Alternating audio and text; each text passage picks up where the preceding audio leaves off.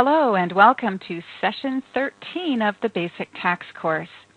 With Session 13, we begin Level 2 of the Basic Tax course, and you're going to notice there's a difference in the types of topics that are being covered and really the type of thinking and logic that needs to be applied. In the first half of the Basic Tax course, we really did focus mainly on rules. You know, this is the rule, these are exceptions to the rule, these are exceptions to the exception, and lots of that, just over and over and over again, just rule, rule, rule, with no coherence or logic behind any of it. Well, beginning with today's class, we're moving into a different type of tax law application, beginning with the basis of assets. And the basis of assets is a very important session. It is the foundation for all of the sessions that are going to follow this session. And it is relevant to both individual investment income as well as the business side of things. When we get into depreciating assets and selling business assets, basis is an incredibly important item. And many, many preparers really just don't get basis at all. Even after being in the industry for many years, I run across tax preparers who have absolutely no idea how to calculate basis in something. So I'm going to do the best job I can today of teaching you how basis works. And after today's class, we're going to be building on into other subjects of business law, including rental income and expenses, self-employment income and expenses, selling off of business assets, those types of things. Depreciation, of course, is a big one as well, and actually depreciation is one of my favorite topics. So let's begin with Session 13. You'll notice that we have quite a bit listed for reading assignment for today's class. It would be a little bit overwhelming with these more advanced sessions to really read everything in these publications or even attempt to absorb it. So these items that are listed outside of Pub 17, but what I mean by that is, of course, go ahead and read the pages in Pub 17 as we say. But if you want additional information or if you want to do additional research on any of the topics covered in today's session, then the additional recommended reading is Publications 551 and Publication 525. Let's get on with today's class. And the first thing we're going to look at is the definition of a capital asset. It's important to know what a capital asset is, because if you sell a capital asset, you may be able to apply capital gain and loss rules. So in order to apply those rules, that is the capital gain and loss rules, you have to be able to identify when you have a capital asset. The tax code says that all assets are capital assets unless they are one of the following. So another way to put it is all assets are capital assets except when they're not. So, what is not a capital asset? Well, stock or inventory held for sale to customers. So if you walk into a retail store and you see items on the shelf, those are not capital assets to the store. But if you buy them, then they become a capital asset to you because they're not held by you for sale. Another example of an inventoriable item would be in a manufacturing business where you're purchasing product that you use to manufacture another product. And those inventoriable products and the finished product that you have manufactured, both of those are not capital assets. Also not a capital asset is accounts or notes receivable acquired in the ordinary course of a trade or business. Depreciable property used in a trade or business. Real property used in a trade or business. Copyrights, literary, artistic, or similar property created by personal efforts or acquired from the creator under circumstances that entitle you to the creator's basis in the property. So what this means is, let's just suppose that you're a musician and you compose a song.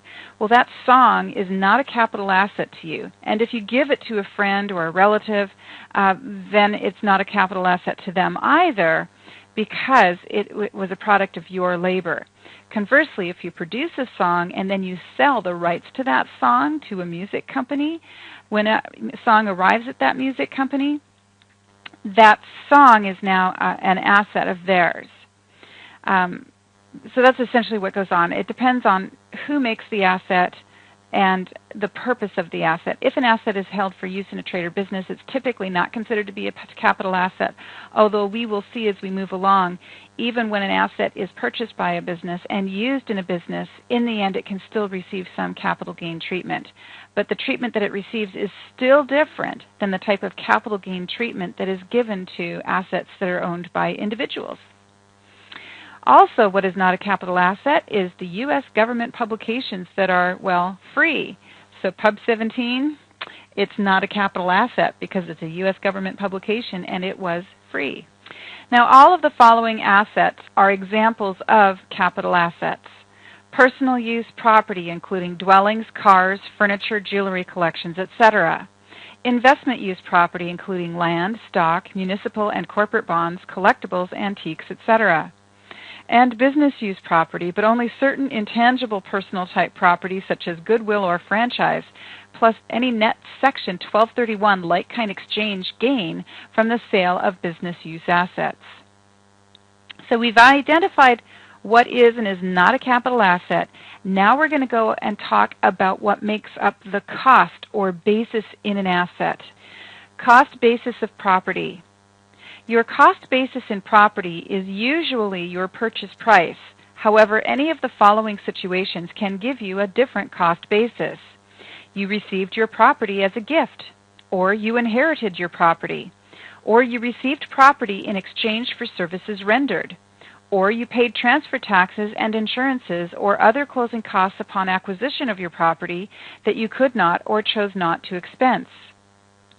So let's look first at property you received as a gift, because if you received property as a gift, that means, well, you didn't purchase it. And if you didn't purchase it, well, you might have to do a little bit of extra work to figure out what your cost basis is. So if you receive property as a gift, you must know its adjusted basis to the donor just before it was given to you, its fair market value at the time it was given to you, and any gift tax paid on it. You then apply one of the following two rules to calculate your gain or loss when you sell or dispose of the gift. Number one, if the fair market value at the time of the gift is less than the donor's adjusted basis, then to figure a gain, your basis is the same as the donor's basis. And to figure a loss, your basis is the fair market value of the gift when you received it. Or two, if the fair market value at the time of the gift is equal to or greater than the donor's adjusted basis, then to figure either a gain or a loss, your basis is the same as the donor's adjusted basis. Your basis in a gift may increase or decrease because of certain adjustment items which take place after you receive the gift. These adjustment items can include allowable depreciation, casualty or theft losses, capital improvements you make to the property after you acquire it. You should note that these rules are designed to minimize the loss and maximize the gain for the IRS tax purposes. So if you dispose of a gifted property for a price that falls between the basis and the fair market value at the time you received the gift, then there is no profit or loss on the disposition. So what I've got here are some student exercises for you to work through. And at this point, would you please push pause on the video playback and take a look at these student exercises 1 through 5. Do the best job you can of selecting the correct answer. It shouldn't take you more than, say, 5 minutes. And when you are finished, please resume video playback and we will go through these together. So let's take a look at these problems, beginning with number 1. Jackie received a gift with a fair market value of $100 and a basis to the donor of $150. Jackie then sells the gift for $180. What is Jackie's profit from the sale? Well, because the fair market value on the date of the gift is less than the cost, we're going to go with the rule that says if the fair market value is less than the cost and the asset sells at a gain, you go with the cost. And if the asset sells at a loss, you go with the fair market value. In this case, the gift has sold for more than either the cost or the fair market value, and we're going to go with the actual cost. So the gain on the gift will be the difference between $150 and $180, and that is $30. Moving on with question number 2. Henry received a gift with a fair market value of $150 and a basis to the donor of $100. He sells the gift for $180. What is Henry's loss from the sale? Well, in this situation, we have a fair market value on the date of the gift that is greater than the cost, so we're going to use the cost whether we sell at a gain or a loss. In this case, it sells at a loss, so we're still going to go with the cost. And if he sells the gift for $80 and his cost is $100, we're going to have a loss from the sale of $20. Number 3, Sally received a gift with a fair market value of $60 and a basis to the donor of $80. She sells the gift for $70. What is Sally's profit or loss from the sale? Well, here we have a fair market value on the date of the gift that is less than the cost, but it sells for a price that is greater than the fair market value and less than the cost. So since it sells somewhere between the fair market value and the cost, and the fair market value on the date of the gift was less than the cost, then in this situation no gain or loss is realized. And therefore A is the correct answer. Number 4, George received a gift with a fair market value of $120 and a basis to the donor of $100. He sells the gift for $150. What is his gain from the sale? Well, in this situation, again, we have a fair market value that is greater than the cost on the date of the gift, and therefore, whether it sells at a gain or a loss, we're still going to use the cost. In this case, he sold it at a gain. His cost is $100. He sells for $150, so B will be the correct answer. Finally, number 5. Jack received a gift with a fair market value of $100 and a basis to the donor of $150. He sells the gift for $150. What is his loss from the sale? So here we have another situation where the fair market value on the date of the gift is less than the cost.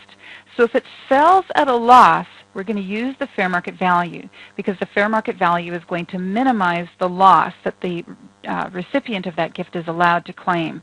So if the fair market value is $100 and it sells for $50, then the correct answer is a loss of $50. Now we move on to a different type of basis calculation, and it has to do with inherited property. There are a lot of special rules about inheritances, including the rules surrounding the basis of an asset that you inherit from someone. Now, if the decedent, that is the person who died and left you the inheritance, died before 2010, if you acquire that property through inheritance from a decedent who died before 2010, your cost basis is the fair market value of the property on either on the date of death of the decedent or 6 months after the date of death of the decedent. The decedent's estate establishes which valuation date shall be used, and once the estate chooses a valuation date, that same date is used for all assets of the estate. The date property is distributed to the beneficiaries has absolutely no bearing on the issue of cost basis. Now, if the decedent died after 2009, that is, at some time in 2010, then we have a different rule. If you inherited property from a decedent who died in 2010, special rules may apply for calculating your cost basis. There are 2 options for how executors treat the assets in estates of decedents who died in 2010. The estate executors can choose to apply the same estate tax rules for property acquired from a decedent who died before 2010, as we just described above, or a special election that elects out of the estate tax rules for 2010 and uses the modified carryover basis rules that fall under Section 1022. Now, essentially, 2010 was the only year in history where there was a repeal of the estate tax. That particular law that was leading towards a complete repeal of the estate tax was signed in by President Bush at the beginning of his administration.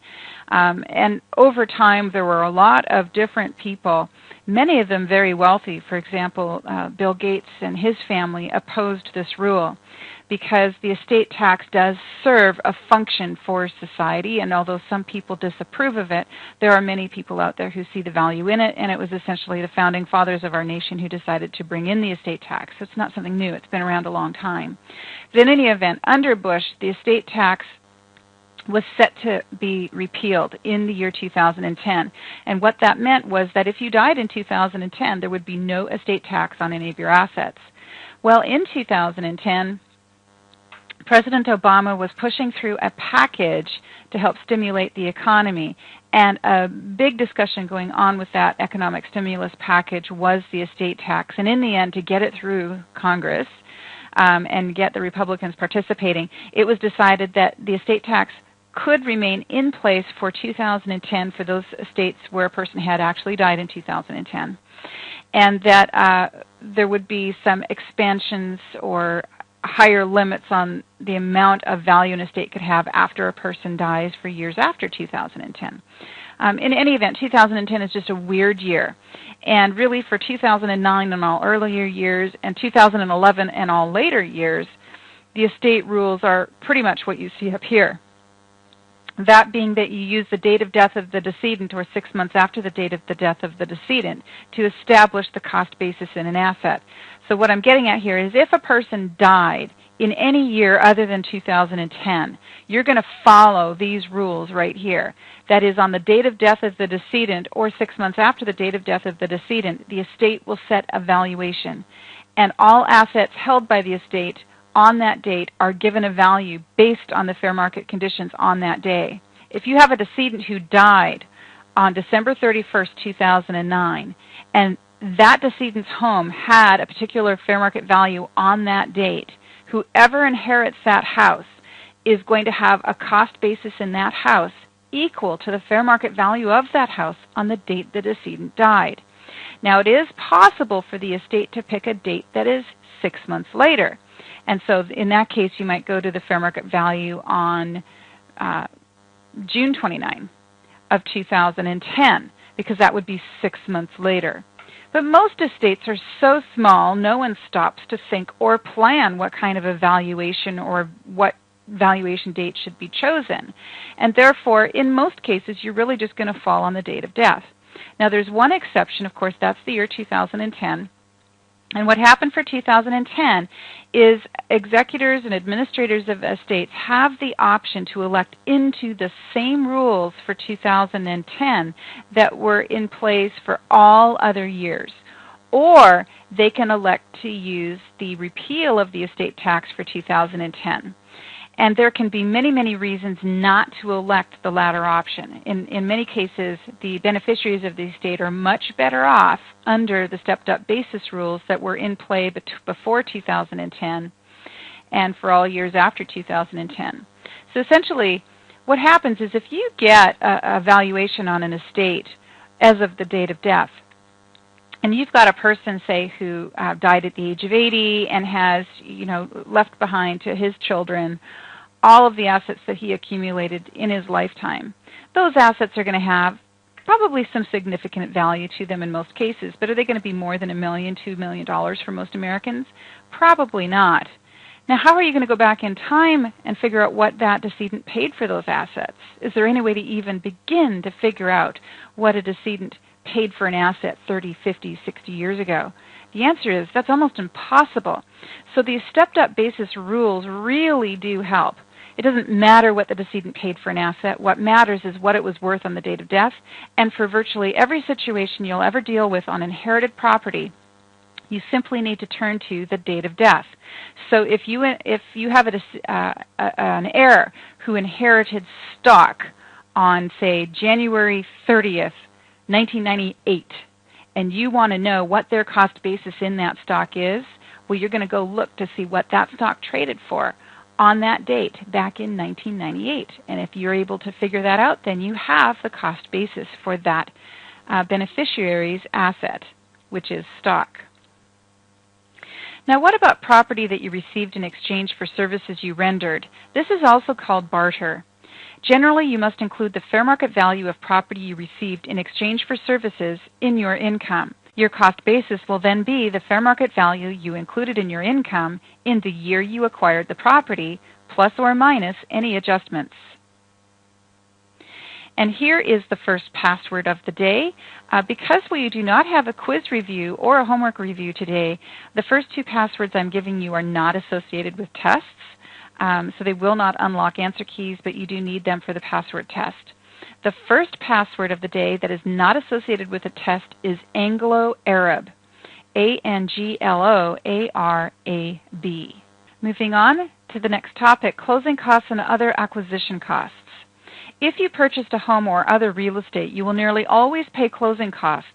Closing costs can include things like escrow, title, and recording fees, taxes charged on the purchase, loan assumption fees, points, discount points, or loan origination fees, Points are generally a percentage of the mortgaged amount and are considered to be a form of prepaid interest. So what is a point? Well, points are something that we pay all the time, but most people don't call them points. They call them loan discount fees or loan origination fees. And if you use the word point with your customer and say, did you pay any points when you bought your home? They're probably going to say no because they don't know what a point is.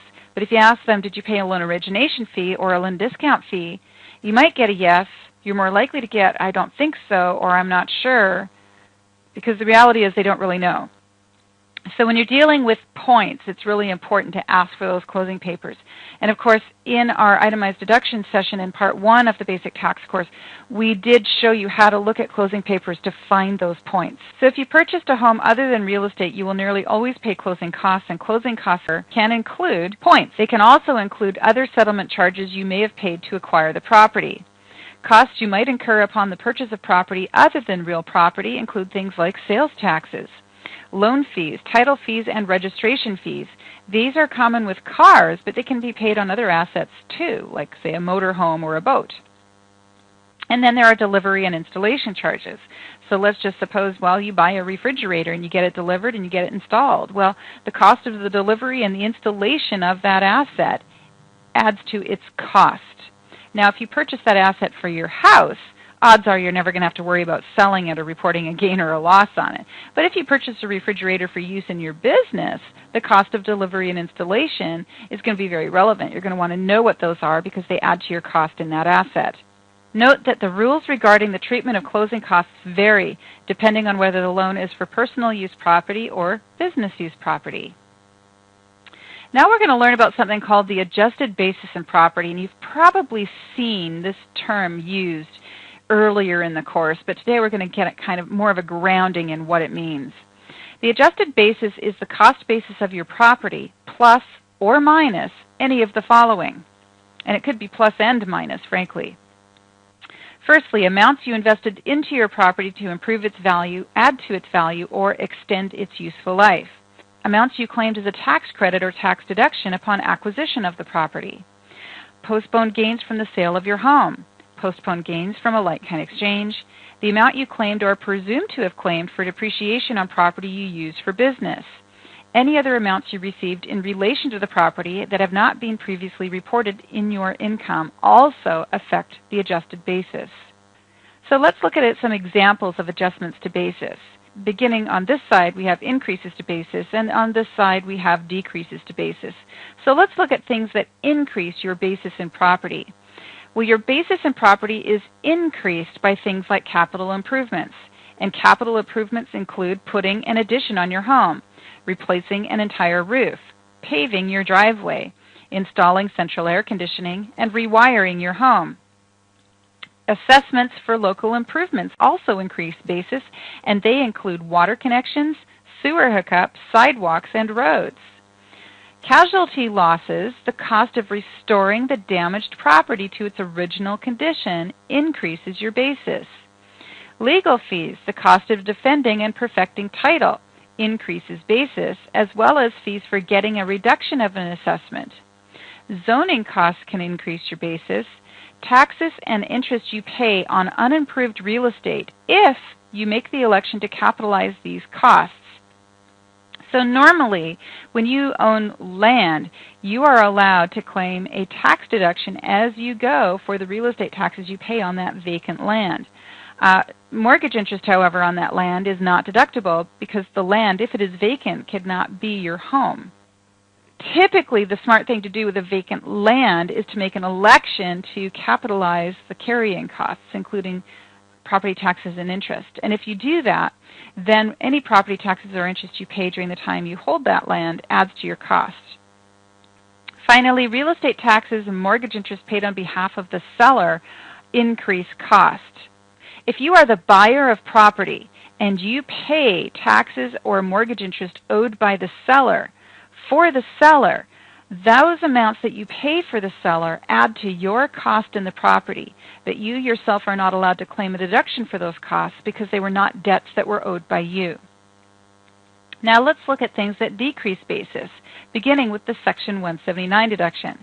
Well, the Section 179 deduction is something we're going to learn about in depreciation. And if you claim a Section 179 deduction, it reduces your basis. Also, if you claim a deduction for clean fuel vehicles and refueling property, that decreases basis. Non-taxable corporate distributions are a return of cost and therefore reduce basis. Deductions previously allowed or allowable for amortization, depreciation, and depletion, all of those things reduce your cost. Exclusion for subsidies for energy conservation measures, credit for qualified electric vehicles, postponed gain from the sale of a home, investment credit, part or all that was taken. Casualty and theft losses and insurance reimbursements reduce costs. Certain canceled debt excluded from income. Rebates from a manufacturer or seller. Easements. Tax credit or refund for buying a diesel-powered highway vehicle all reduce cost and are decreases to your basis in property. Amounts you spend to improve or extend the useful life of your property. What does that mean? Because these increase your basis. While an amount a person or business spends to improve or extend the useful life of property is one of the more confusing topics to many taxpayers. Many people expect, and it's quite logical that they expect, they should be able to claim an instant deduction when they spend money on their property. And while the law does allow for certain instances when a current year deduction or credit can be taken, for example, a credit for energy efficiency improvements to your home is a credit that you're allowed to claim, right? And in the year you make those improvements, you get to save money on your tax return. But that's rare. It is more often the case that a deduction will not be allowed. If you use property for personal purposes, your home or car for instance, you generally cannot claim a deduction for the acquisition cost of the asset or for costs you incur to improve or maintain the asset. Let's look at an example of how we determine the cost basis in a piece of property and how various costs associated with the acquisition of the property can add to the basis. You purchased your home for $200,000 and closing costs you paid when you acquired the home included the following. There's the purchase price, $200,000. But when you purchased the property, you also paid title and recording fees, title insurance, and other closing costs. And all of those items add to your cost basis in the property. They pull your cost in the property up to $203,100. But there's other costs that are deductible on Schedule A, such as the loan origination fee and prorated property taxes that may also have been paid at close. And those costs are deductible on Schedule A and therefore cannot add to your cost. So to calculate your basis in the home, you subtract deductible closing costs from your acquisition cost. And once you've done that, you have your cost basis. So all of these items add up to $206,000, but we have to subtract out the amount that can be deducted on Schedule A, and that's what leaves us with our adjusted basis in that house. So you can claim points and property taxes as an itemized deduction on Schedule A, and therefore the acquisition cost basis of your home includes the purchase price, title and recording fees, title insurance, and other closing costs, which in this illustration total $203,100. Now, any future amounts you spend to improve or extend the life of your home add to its adjusted basis and are generally referred to as home improvements. Home improvements include amounts that you spend on room additions and adding a second story, installing a new driveway, roof, fence, deck, or patio, remodeling one room or your entire house, rewiring, replumbing, recarpeting, residing, or other similar improvements, adding or replacing fixtures such as appliances, lighting, doors, etc., and city or county assessments for roads, sidewalks, sewers, etc.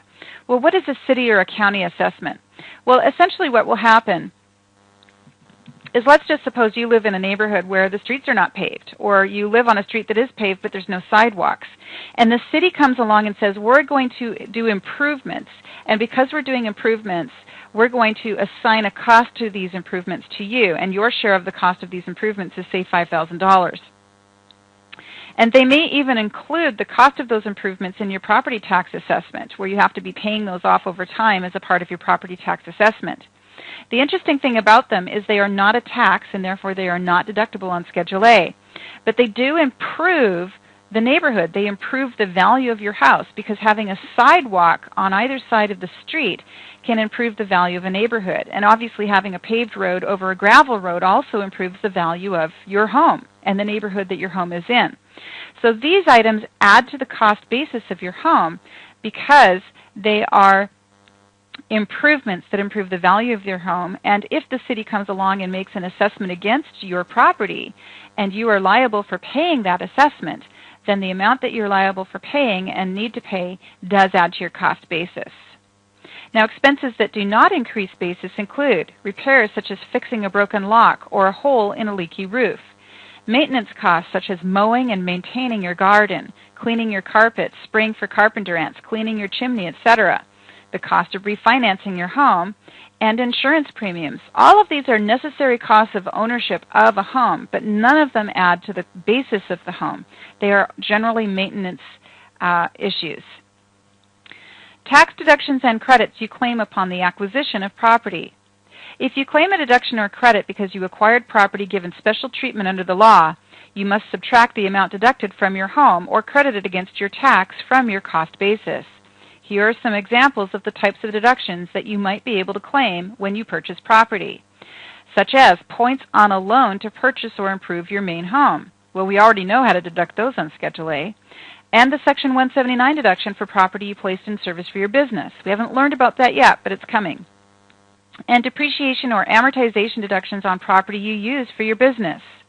Examples of the types of credits you might be able to claim include the credit for hybrid or electric vehicles, business credits allowed for the purchase or development of property, including purchase and or installation of energy-efficient devices, advanced energy projects, rehabilitation projects, and disabled access expenditures paid by a small business to comply with the Americans with Disabilities Act.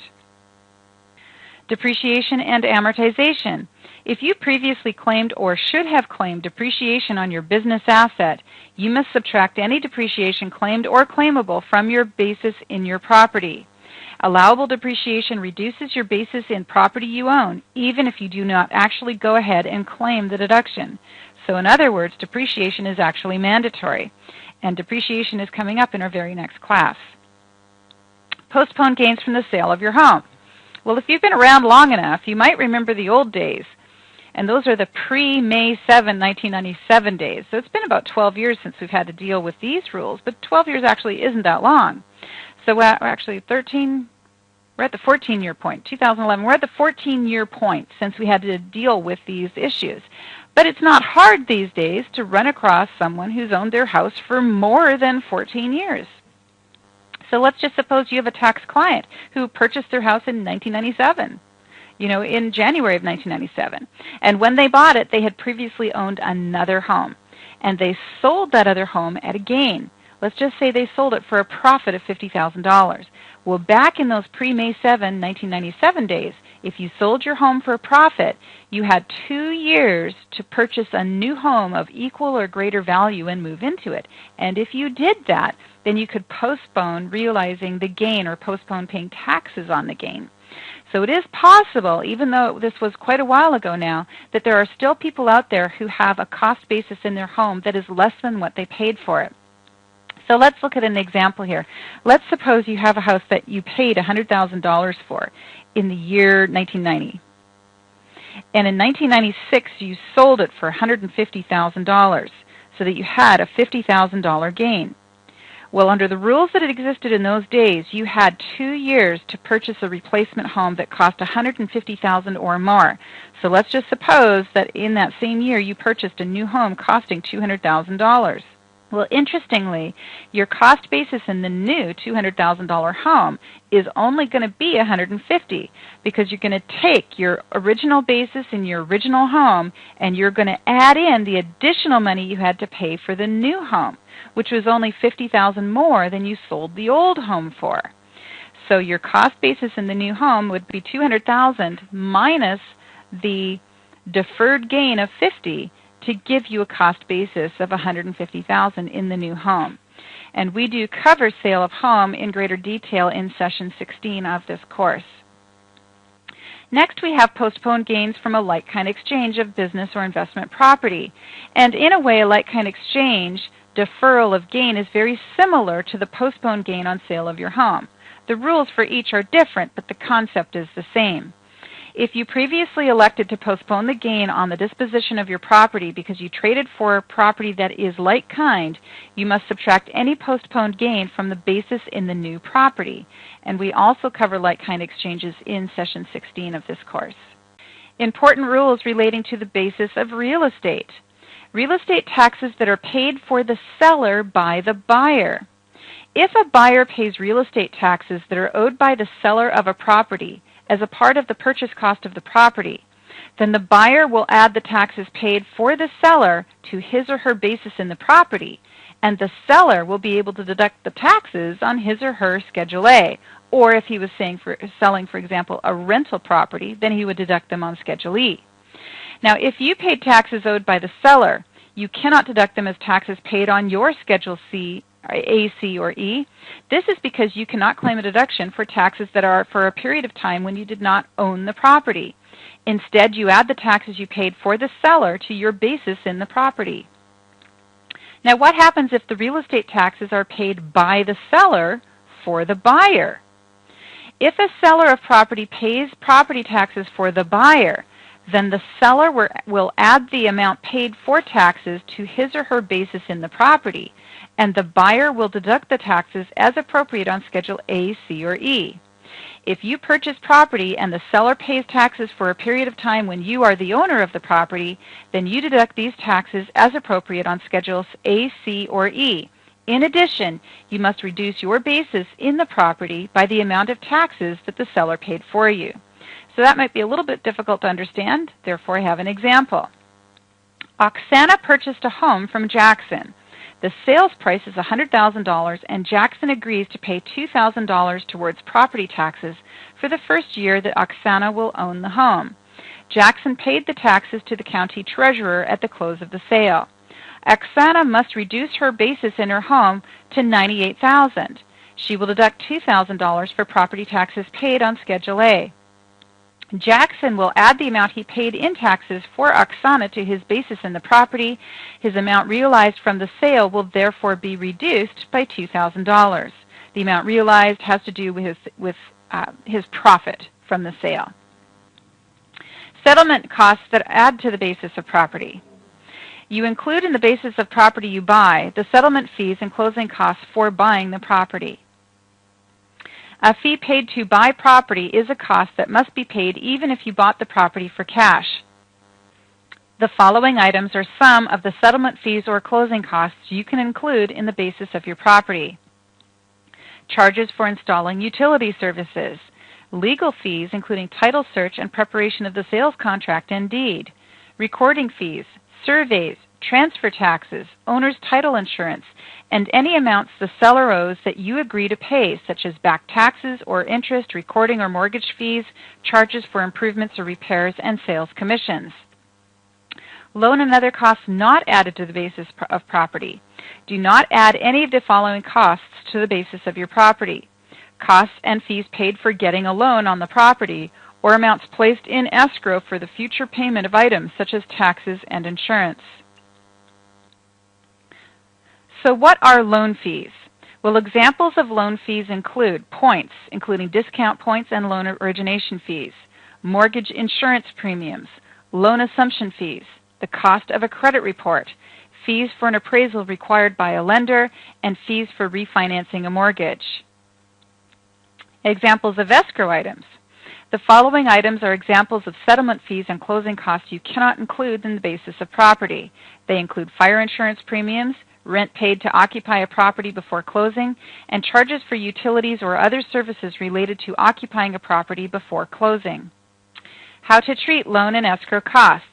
If you paid loan or escrow costs relating to business property you own, you should capitalize or deduct these costs as follows. Loan fees are capitalized and amortized separately from the property purchased. For example, the purchase price and closing costs of a residential rental property are depreciated over 27.5 years. The loan fees paid to purchase the rental property are amortized over the life of the loan, which could be 20 years, it could be 30 years, it could be 10 years. Here's an illustration. A rental house is purchased at a cost of $120,000. $100,000 is allocated to the building and $20,000 to the land. Loan fees paid on the acquisition of the property totaled $3,000. The cost of the rental house should be entered on a separate line of the depreciation schedule than the loan fees as shown below. We have the asset description, which is the building, and the cost of the building was $120,000. The depreciable basis of the building is $100,000, and that's because you're not allowed to depreciate the cost of land. The life of the building is 27.5 years. The method of depreciation is MAKERS, and the annual depreciation amount allowed is going to be $3,636. But the loan fees are separated out. They're put on a separate line, and different depreciation or amortization rules are applied. The loan fee cost is $3,000. The depreciable basis is $3,000. The life is 30 years. The method is amortization, and the depreciation allowed each year will be $100. And it's actually amortization, so the amortization allowed each year will be $100. Let's compare loan fees or loan costs with escrow items. Escrow items are deducted as operating expenses at the time payment is made from escrow. For example, let's just suppose you purchase a rental house, and at the time you purchase that rental house, money goes into escrow. You have to put money into an escrow account to pay property taxes and insurance.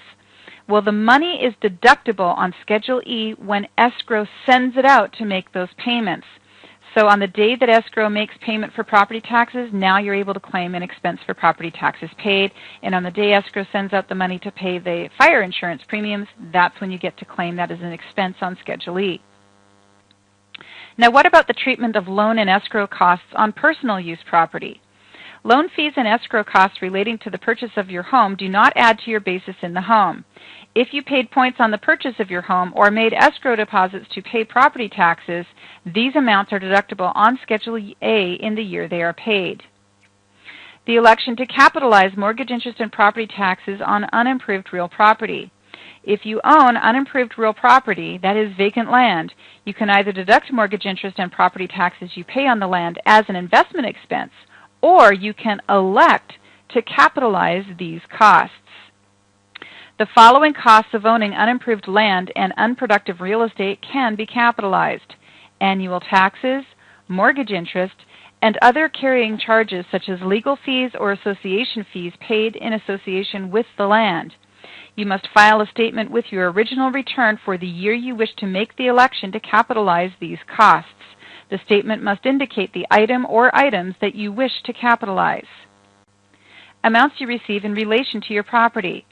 If you have received financial or tax benefits in relation to your property that were not included in your income in a prior year, you must subtract these items from your basis.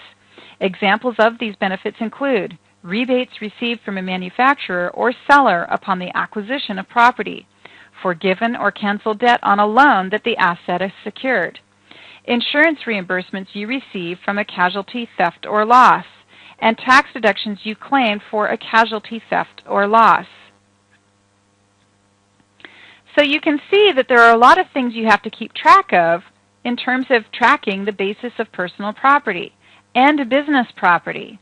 And it can be quite a bit of work, and most people, quite frankly, aren't very good at it. It requires organization and maintaining records. And we have a very mobile society where people pack up and move all the time. And when you pack up and move, you think, what don't I need anymore? And you start throwing stuff out. Or maybe you're just not very good at organizing. You have it all, but you'll never find it because it's in big boxes in the basement, and you'll just never find it.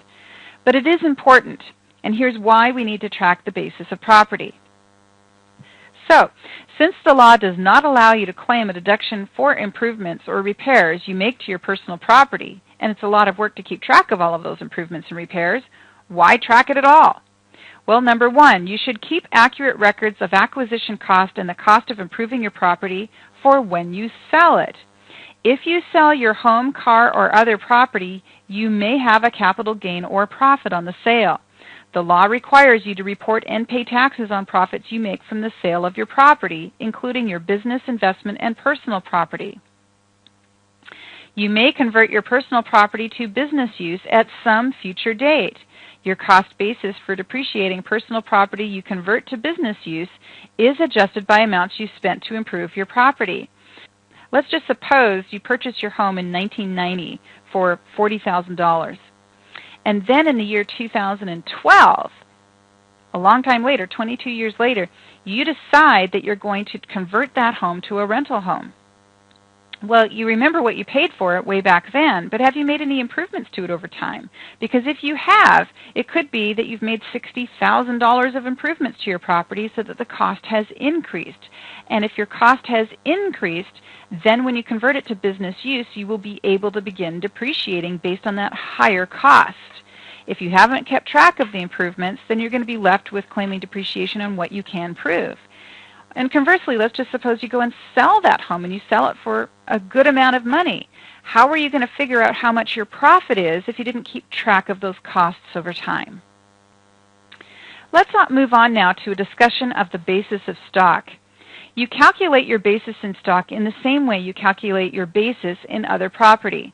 However, sale or disposition of stock is often subject to special treatment, so it is important to be aware of some of the rules affecting the sale of stock. The most confusing aspect for many people is determining the acquisition date and price of stock. How you acquired stock is the first step in solving the problem. Possible methods of acquiring stock include purchase, gift, inheritance, divorce, employee stock option plans, employee stock purchase plans, and employee stock awards and restricted stock units. Purchase of stock. If you purchase stock, you should keep accurate records of the dates and the number of shares of each kind of stock that you bought. Most investment companies keep computerized records of your transactions. However, if you switched investment companies, those computerized records would not typically move to the new company. You should keep all records of your stock purchases from the date you purchase the stock until 3 years after you sell the stock. Be especially sure to keep records of any stock splits or spin-offs that might occur while you hold the stock. Note, a new law mandating basis reporting for publicly traded securities takes effect for the year 2011. There will be an expanded Form 1099-B, proceeds from broker and barter exchange transactions, which will be introduced for calendar year 2011 sales, and it will be furnished to taxpayers in early 2012. This expanded form will include the cost or other basis for the securities that were sold to assist the taxpayer with figuring gains and losses to be reported on Schedule D. Well, figuring the cost basis in stock and tracking the cost basis in stock has just been a royal headache for the tax profession forever. And brokerage houses have the ability to track this information, but typically they've never been required to. And so although they may do it as a customer service benefit for their investors, it's just as likely as not that they have partial records, inaccurate records, or no records at all. And there is a new law coming into place that's going to be forcing these stockholding and brokerage houses to track basis for stockholders. But we're still going to be having this implementation phase where investors have to be delivering their cost basis information to the investment companies. So if you have an investor who has a cost basis of $1,000 in some shares he owns, and he's never given that information to the brokerage house, then the brokerage house is not going to be able to give accurate information on their cost basis. So even though this new 1099-B that will be coming out in 2012 for calendar year 2011 does have space on it to show cost basis, I predict it's still not going to be very accurate for a long time. Gifted stock. If you receive stock as a gift, you should ask the person who gave you the stock for their records of the original purchase. Your basis when you sell the stock will be calculated in the same fashion as other gifted assets. That is, your basis for calculating loss or gain on the sale of gifted stock will depend on whether the fair market value of the stock is less than, equal to, or greater than the donor's adjusted basis at the time of the gift. If the person or entity that gives you the stock does not have accurate records, try to get an accurate purchase date. You can consult periodicals and other reference sources to determine the fair market value of a particular type of stock issued if you have the following information: the purchase date, the number of shares purchased, the name of the company or mutual fund, the number of stock splits that have occurred since the stock was issued, and the number and valuations of any shares allocated to a new spin-off company. You can visit the website www.bigcharts.com for historical stock quotes, and you can also visit the shareholder relations site of the specific stock you own for historical stock information. I'm going to show you how to do all of that in just a minute. Next, inherited stock. If you inherit stock, your basis will depend on whether the decedent died before 2010 or after 2009. Your basis when you sell property will be calculated using the same rules shown on page 4 of today's session under Property You Inherited. The valuation date is chosen by the estate, and you must use whichever valuation method was elected by the estate. You can determine the fair market value of stock on a particular date if you have all of the information we just listed above under gifted stock. So let's go take a look at the internet and figure out how we can establish the basis in stock that a client might have if all we know is the number of shares they currently hold today and the date that they acquired them. So let's go figure this out. So I've done a search for bigcharts.com, and I come up with historical quotes for Big Charts. It takes me to the Big Charts website, where I'm able to look up stock dates historically. So let's go to historical quotes and just type in some stock. And let's suppose that the stock I want to look up is Dell. I type in Dell, and I look it up, and I've just selected a date. Well, this date was 9/23/06, which was a Sunday. Let's make it 9/25 and get to a Monday. And here we have it. We can see that Dell stock on 9/25/06 had a closing price of $26.95, an open of $26.81, a high of $27.19, a low of $26.79. Well, let's just suppose your mother purchased and gave you Dell stock as a birthday present, and your birthday was 9/25/06. And you never got any information from your mother about how much she paid for the stock, and then suddenly in 2009 she dies, and no one can find these records. You're not going to be able to go to the inherited value because it's not an inheritance. Instead, you're going to have to use the gift. And you're going to have to turn to the fair market value, or what she would have paid for that gift when she bought it. Well, if you know that she bought it on your birthday, you have something to work with. Now, of course, when you're dealing with audits, auditors want to see actual records proving a purchase. Well, the fact that you own the stock would be obviously a record and proof of ownership. It wouldn't be a record or proof of cost. However, if all you could do was come up with your birthday and that your mother bought it for you and gave it to you on your birthday, you might be able to convince the auditor of that. But this system I'm showing you is really foolproof when it comes to inheritances, because when we're dealing with inheritances, the law does say to go to the fair market value on the date of death.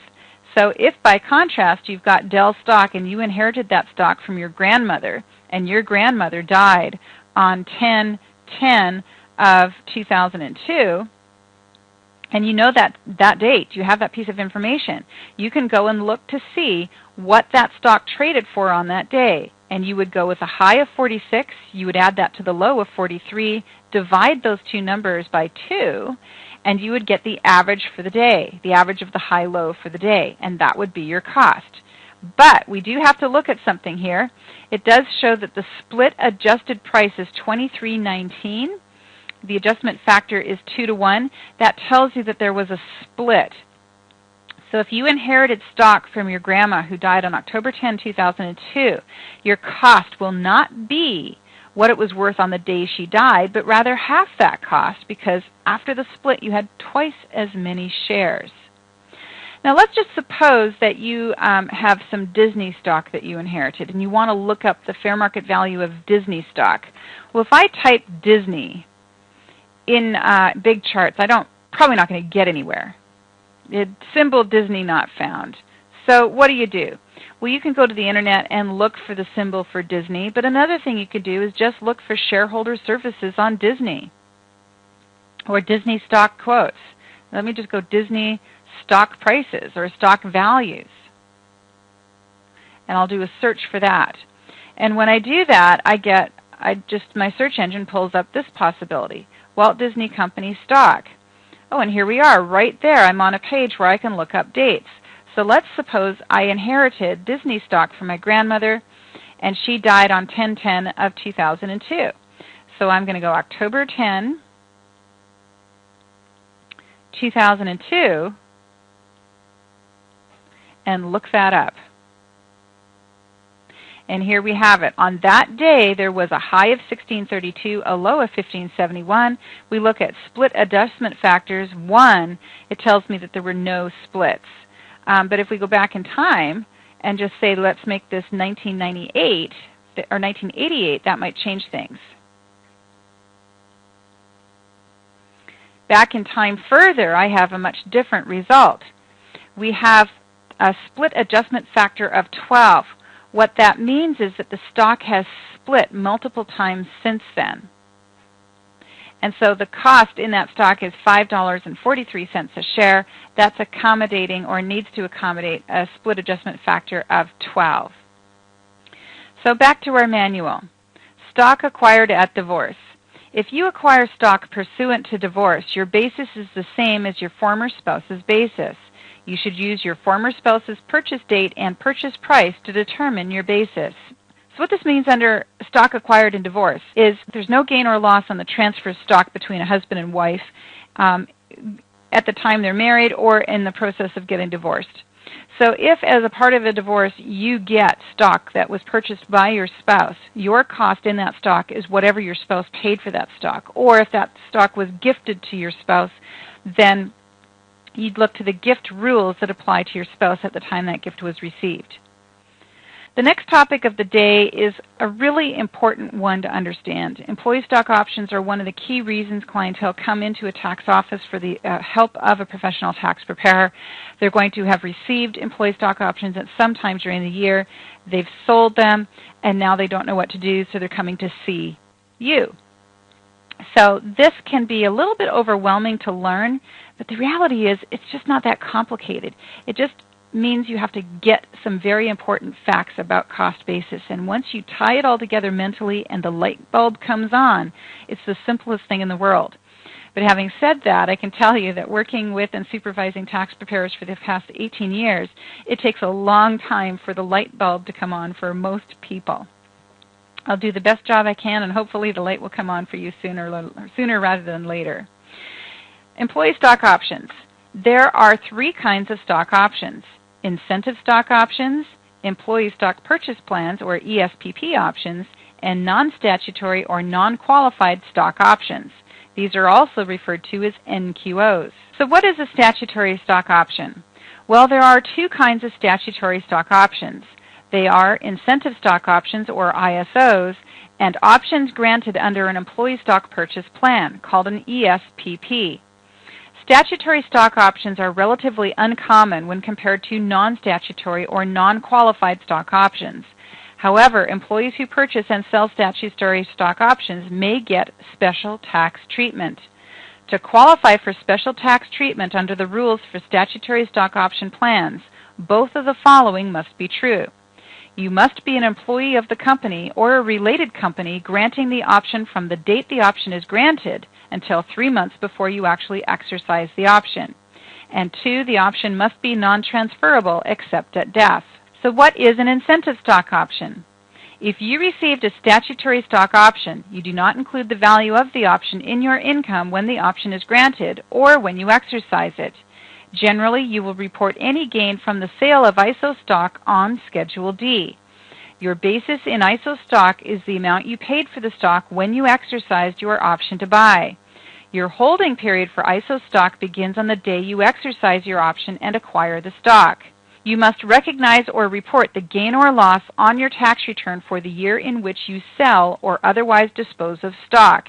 Keep this form and use it to figure your gain or loss. For more information, you should refer to Publication 525 on taxable and non-taxable income. Required holding periods. To receive special tax treatment for your incentive stock option or your employee stock option under the qualified treatment rules, to receive special tax treatment for your statutory stock options or your employee stock purchase plan shares, you must hold your statutory stock options for the following periods of time: at least 1 year from the exercise date and at least 2 years from the grant date. If you do not meet the holding period requirements for incentive stock options, you may have ordinary income that is reportable as wages for the year that you sell or dispose of the stock. If you do not meet the holding period requirements and you sell your stock at a gain, The difference between the option price and the fair market value of the stock is included in your income as taxable wages. The transaction would usually be reported in the same manner as non-statutory or non-qualified stock options and disqualified ESPPs, which is discussed later. So here is an example of a qualifying incentive stock option sale. Your employer granted you an incentive stock option on July 13, 2008 to buy 100 shares of Mega Corporation stock at $20 a share, when the fair market value of Mega Corporation stock is $30 a share. Then on August 23, 2010, you sold the stock for $35 a share. Because you held the stock for more than 1 year and you sold the stock at least 2 years after receiving the stock option grant, you must report your gain as a capital gain, and you calculate your capital gain as follows. You take the selling price, which is $35 times 100 shares, and that gives you a selling price of $3,500. You then look at your purchase price. Well, your purchase price was $20 a share, multiplied out by 100 shares. That gives you a cost of $2,000, giving you a gain or profit on the sale of $1,500. Does any of that have to get included as ordinary wage income? The answer is no, because you met the ownership and holding periods. Is any of the amount reportable as capital gain? Yes, all of it is. It's taxed as capital gains, and the amount reportable as capital gain is $1,500. Capital gain treatment is important because under capital gain rules, you pay less tax than you do under ordinary income tax rules. Now here is an example of a disqualifying ISO sale. Your employer granted you an incentive stock option on July 13, 2008 to buy 100 shares of Mega Corporation stock at $20 a share. You exercised or purchased the stock on January 10, 2009 for $20 a share, when the fair market value of the stock was $30 a share. Then on April 23, 2010, you sold the stock for $35 a share. Now, even though you held the stock for more than a year, you sold the stock within 2 years of receiving the stock option grant. You must report the difference between the option price of $20 and the fair market value on the date of the exercise, which was $30, as wage income. Then the rest of your gain is a capital gain, and it's calculated as follows. You still have a sales price of $3,500, and your purchase price is still the same, $20 a share times 100 shares, $2,000. So you still have that $1,500 gain, but how that gain gets taxed is very different. And the reason for that is that you don't meet the conditions for having a qualifying sale. You have a disqualifying sale. And under the disqualifying sale, that spread, the difference between what it was worth on the day you exercised or bought and what you had to pay for it, is treated as wage income or compensation for services that you rendered to your employer. And so the amount that gets reported as wage income would end up on line 7 of your tax return rather than on line 13 as a capital gain. So the amount to be reported as a capital gain, well, you would take the amount that was reported as wages, which would be 30 times 100 shares, minus the $200 that you paid for those shares, and that gives you $1,000. So on the date that you bought, the shares were worth $3,000, but you only had to pay $2,000 to get them, and that $1,000 spread gets added to your W-2 as wage income. If you sell more than a year later and you sell for $3,500, well, your cost will be $3,000. If the sales price is $3,500, that gives you a gain, a capital gain of $500. Now, stock options, qualified stock options, were a very popular benefit given to employees in the 90s. But they've dropped out of favor, and the reason for that is that if you exercise a statutory stock option and you don't sell it, in the year of exercise you may be subjected to the alternative minimum tax. So that's one negative to the incentive stock options that are qualified incentive stock options. Another negative to qualified incentive stock options is, let's just suppose you do purchase that stock and then you do hold it for a full year before you sell it. So let's just suppose you have a grant date, you wait more than a year after the grant date, you buy, and then you wait a day more than a year till when you sell it, meeting those rules for statutory stock options. Well, the problem is, during that year of ownership, the stock could drop in value, so it's rather risky to the employee. So in the 90s, qualified stock options were pretty popular, but they were causing problems especially for the employees who were purchasing these shares because they were getting hit with alternative minimum tax. And then the stocks were dropping in value. They were paying tax on money they had never received. And then their stock was dropping in value, and they basically had nowhere to go with these losses. Then we move into the 2000s. And in the first decade of this 21st century, there was a big push with employers and employees for disqualifying incentive stock options. And those were very, very popular throughout the first decade of this century. But now we're seeing that there's movement again to something else different, and that is the employee stock option. And employee stock options are becoming the most common thing that I see. And let's talk about these. Employees who are eligible for and exercise stock option rights or participate in employee stock purchase plans are usually very confused and do not know how to report income from the sale of their stock or how to calculate their cost basis in options that they exercise. How you calculate basis depends on the kind of employee you are and the type of plan your company has. You should also research this information before you begin to calculate your basis. Because so many tax returns are filed with basis reporting errors for ESPP shares, the IRS has produced Form 3922 beginning with tax year 2010. The intention of Form 3922 is to provide employees with a record of their basis in the ESPP shares that they have purchased. And this is the form right here. It shows that the date the option was granted, the date that the option was exercised, and the fair market value per share on the grant date. Well, theoretically, the difference between the fair market value and the option price is going to be includable in that employee's wage as wage income. And therefore, the cost in the property is going to be the fair market value on the date of the exercise. So that's typically what's going on. Well, how do you arrive at that information looking at this form? Well, you don't. You simply have to understand what's going on. If you participated in an employee stock purchase plan, you do not include any amount in your gross income when you receive a grant or exercise an option to purchase stock. When you sell the stock you purchased by exercising an option, you may have to report wage compensation and capital gain or capital loss. Your holding period for ESPP stock begins on the day after you exercise the option. For additional information on tax treatment and holding period requirements, you should refer to IRS Publication 525, Taxable and Non-Taxable Income. Reporting the sale of ESPPs. If the special holding period requirements described below are met, the sale of stock is treated generally as a capital gain or loss. However, you may have compensation or wage income if the option price of the stock was below the stock's fair market value at the time the option was granted, or you did not meet both of the holding period requirements. So there are some holding period requirements for ESPPs, and they work like this. To meet the holding period requirement for qualifying ESPPs, you must hold the stock for 2 years from the time the option is granted to you and more than 1 year from when the stock was transferred to you. If you do not meet both of these holding period requirements, there is a disqualifying disposition of the stock. If the holding period requirements are not met, then your employer should report compensation, that is wage income, in Box 1 of your Form W-2 in the year of the disqualifying disposition.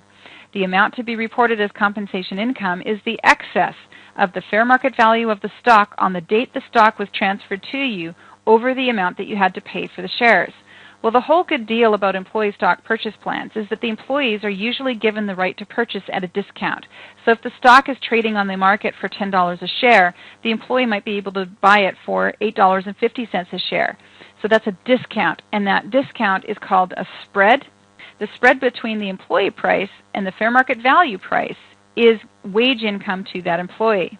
If the holding period requirements are met and the option exercise price is below the fair market value of the stock at the time the option was granted, you still generally report the discount as compensation wage income when you sell the stock. Generally, this compensation income is the lesser of the excess of the fair market value of the stock on the date of the disposition over the exercise price, or the excess of the fair market value of the stock at the time the option was granted over the exercise price. Now, I know that these rules don't mean much till you see them applied, so we're going to do a number of illustrations coming up pretty quickly. If the holding period requirements are met and your gain is more than the amount you reported as wage income, the remaining gain is a capital gain reported on Form 1040 Schedule D. If you sell the stock for less than the amount you paid, you have a capital loss and you do not have ordinary income. So how do you go about calculating your basis in an ESPP? For an ESPP option granted at a discount, your basis is the amount you paid plus any amount you included in your income as wages. Here is an example of a qualifying ESPP sale.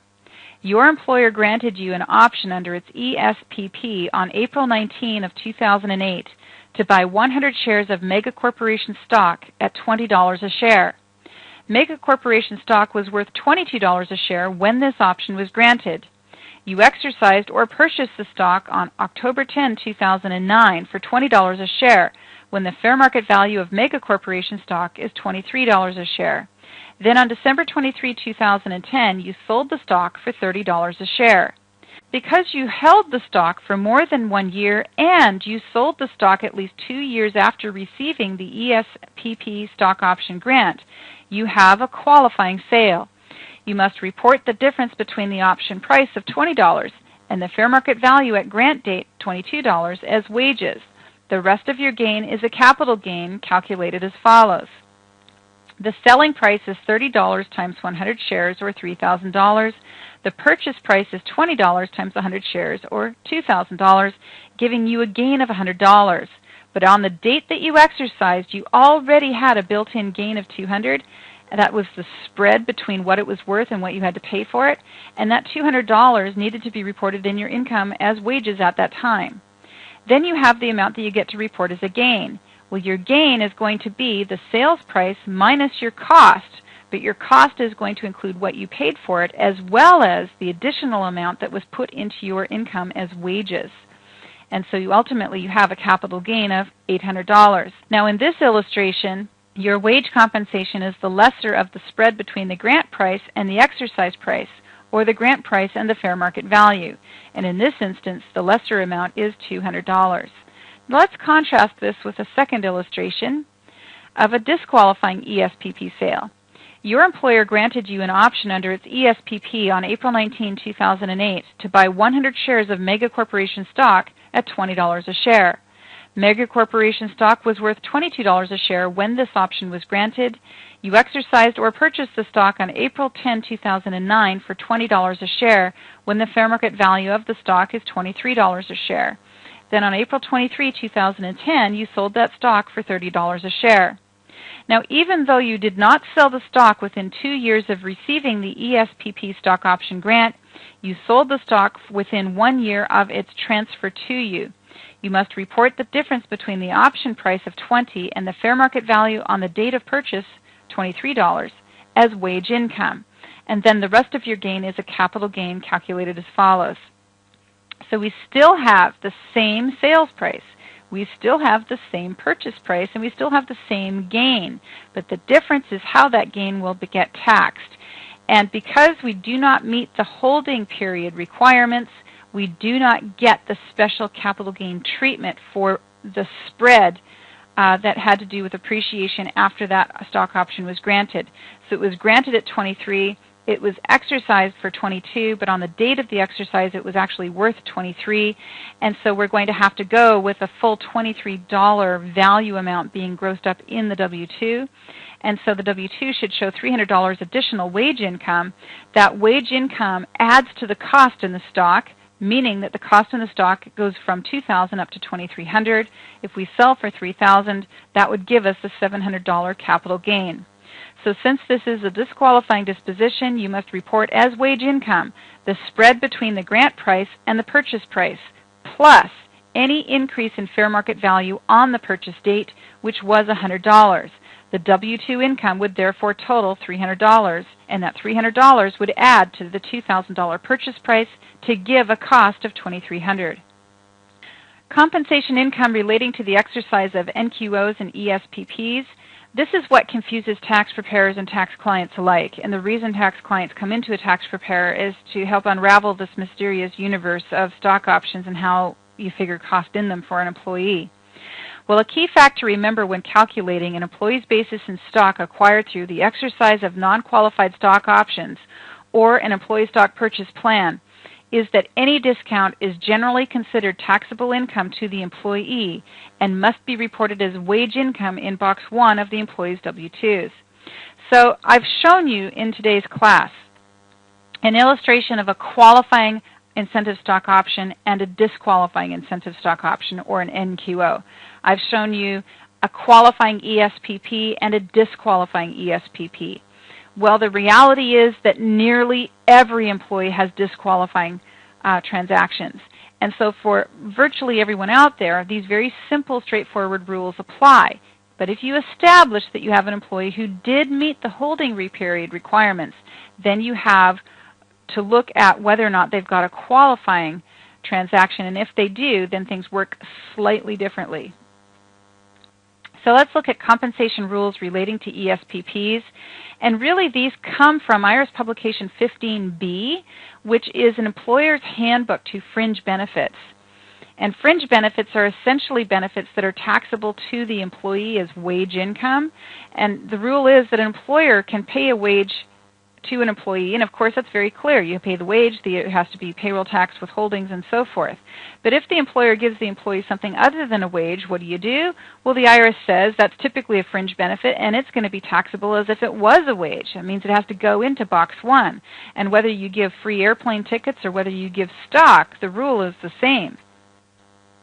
So IRS says that an employer must include as income in Box 1 of the Form W-2 the discount that is given to an employee on stock acquired by the employee through an employee stock purchase plan when that stock is sold or disposed of, and the spread or difference between the exercise price and the fair market value of the stock at the time of the exercise given in a disqualifying sale or disposition of stock acquired by an employee through the exercise of an incentive stock option or an employee stock purchase plan.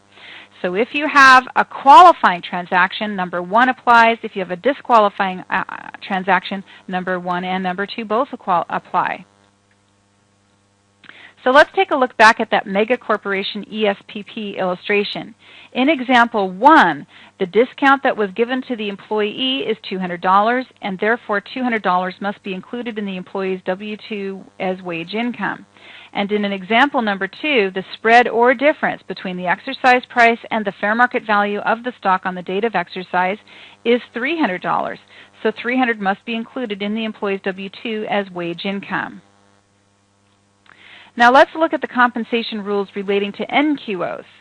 NQOs have to do with incentive stock options. These are different than employee stock purchase plans. An employer must report the excess of the fair market value of stock received upon exercise of a non-statutory stock option over the amount paid for the stock option on Form W-2 in Boxes 1, 3, and 5, and in Box 12 using Code V.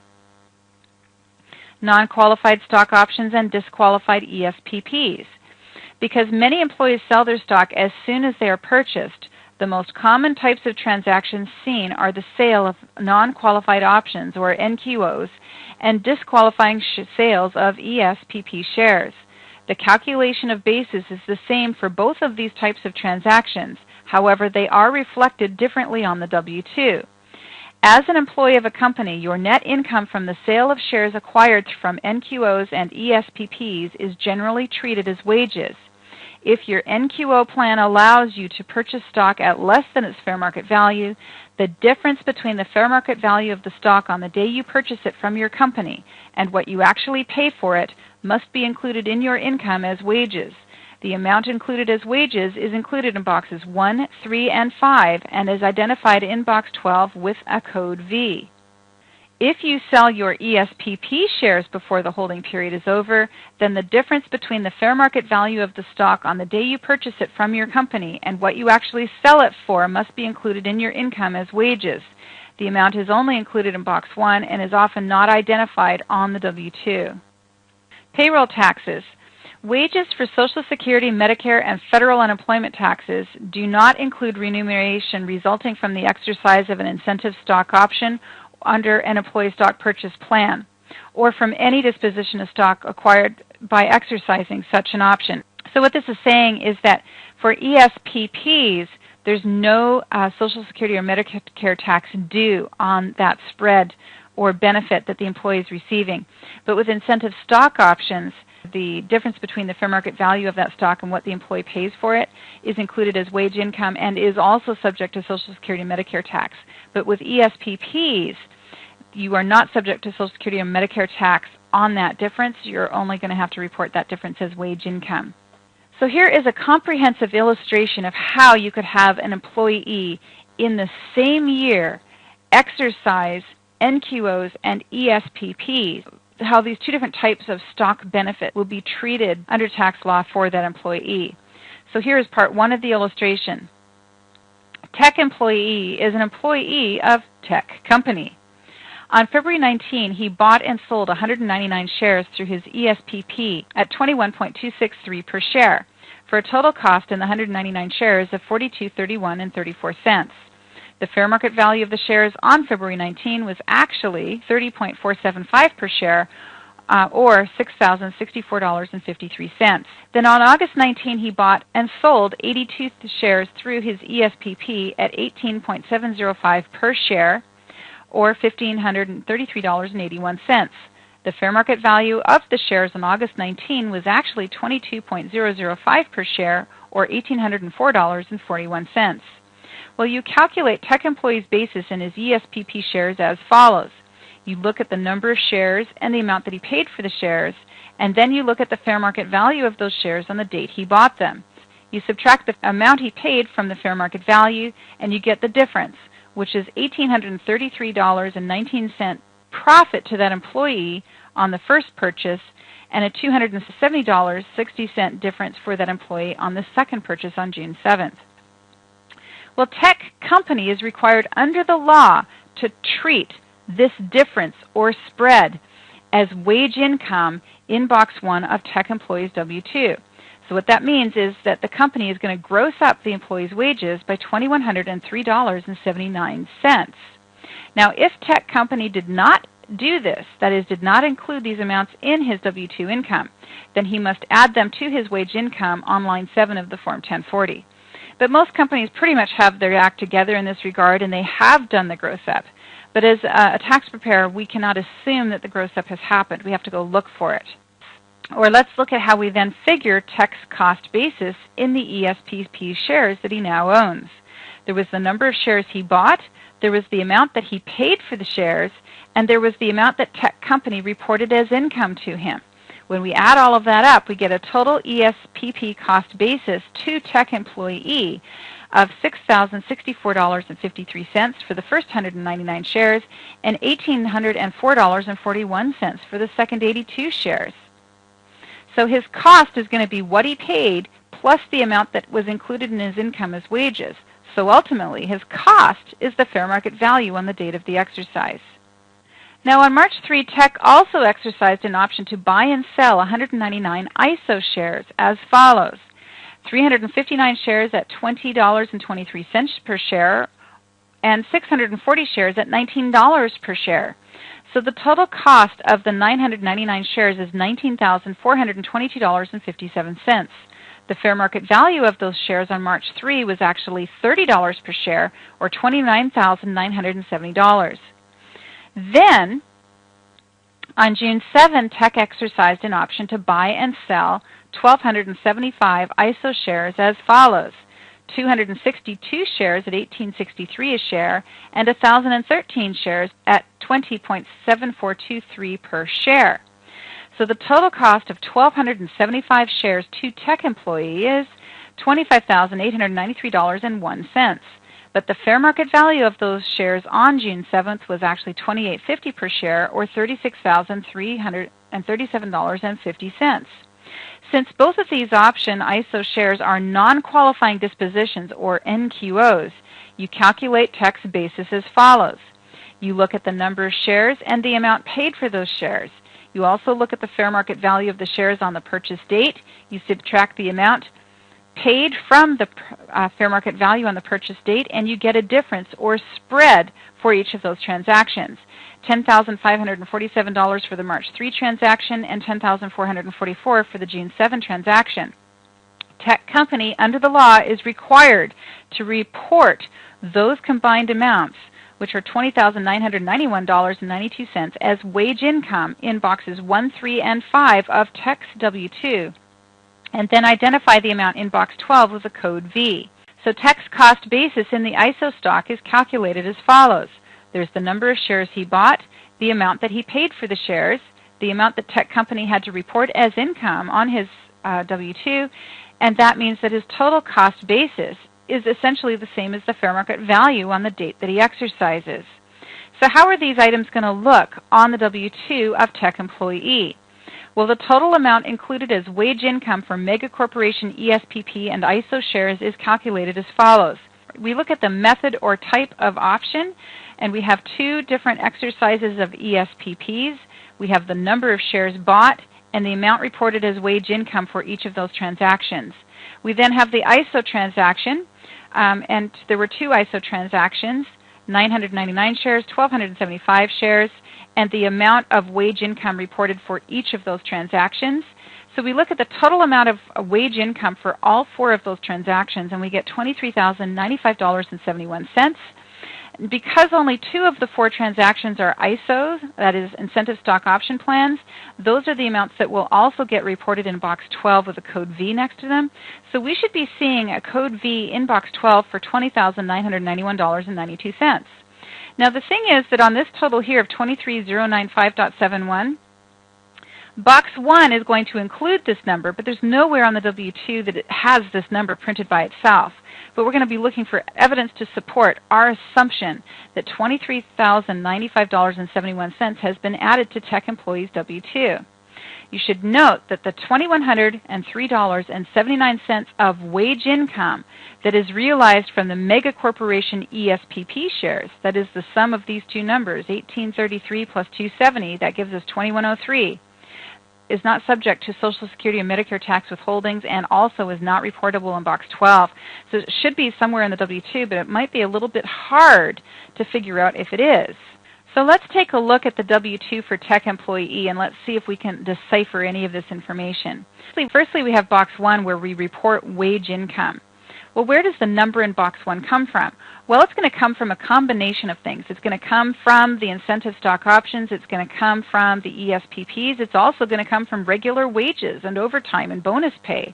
There's a total number in that box, and that number also does not reflect income that was earned that is either tax exempt or tax deferred.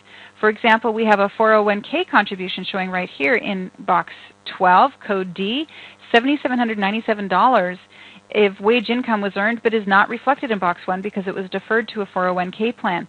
So it can be quite a mystery to figure out this W-2 and what's going on with it. So I've gone ahead and described it for you.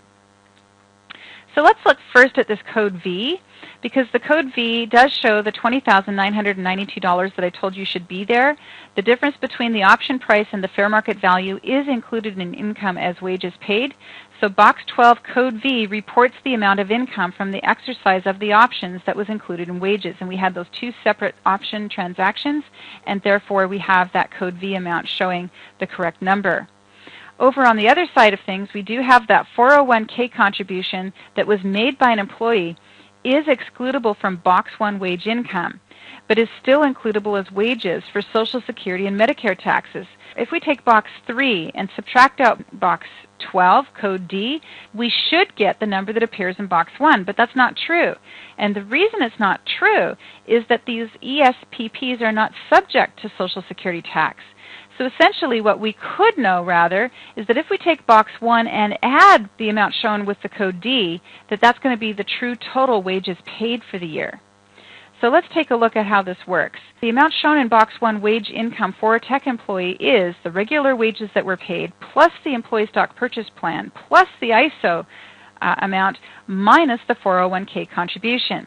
How do we verify that the ESPP discount of $2,103.79 was actually added to box 1 and is in there? Well, we just do some simple logic. We take the box 3 wages and we subtract out the 401k contribution amount of $7,797. When we do that, we get $68,324. We then add in the amount of the ESPP profit that was included in wage income. That was $2,103.79. When we take these two numbers, 68 plus 21, we get $70,428, and guess what? That's the number that it's up here.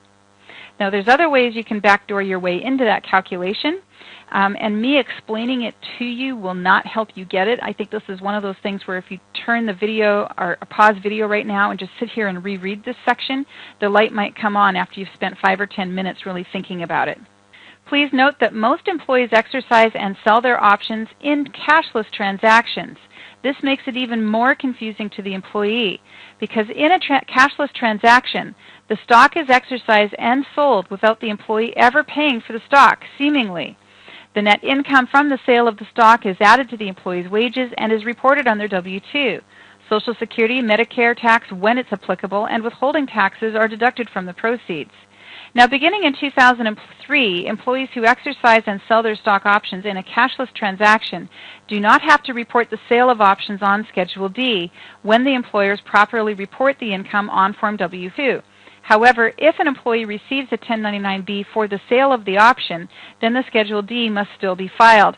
And in virtually every case, a 1099-B is issued. So if your client tells you that they didn't get a 1099-B, you'd better disbelieve them because usually there is one. Now, if they're right and there was none, you might have them run around to prove nothing. But more often it is the case that I have a client tell me, oh, there was no 1099-B, my employer told me it wouldn't get reported on a 1099-B, and then it does get reported on a 1099-B, and that client gets a letter from IRS saying they owe a bunch of tax on money they never made. So for safety's sake, it's usually a good idea to report these on Schedule D, even when you can't find the 1099-B. Now let's continue on with part 2 of this illustration because I've just finished telling you that a 1099-B is usually issued. Well, let's see what happens when a 1099-B is issued. So in part 2 of our illustration, tech employee receives a 1099-B reporting a sale of ISO and ESPP shares and therefore must complete Schedule D as follows. So a 1099-B reports to the IRS how much money stock sold for. And we can see all of these shares lining up ever so nicely. And that's one of the things that I do when I'm matching employee stock purchases and incentive stock option purchases with sales. I'm looking for similarities in numbers. But there's no rule that says you have to purchase 100 and sell 100. You could purchase 100, purchase another 100, and then sell 200. But ultimately, you need to be looking to match up the number of shares purchased with the number of shares sold. When we look at these, we see the net proceeds. Well, these net proceeds are not necessarily the fair market value. They could be slightly higher or slightly lower than the fair market value because if you exercise a stock option or purchase stock under an employee stock purchase plan, even if it is a very brief period of time, there is still a period of time where you are holding that stock. It might be a few minutes or a few hours before that stock is actually sold.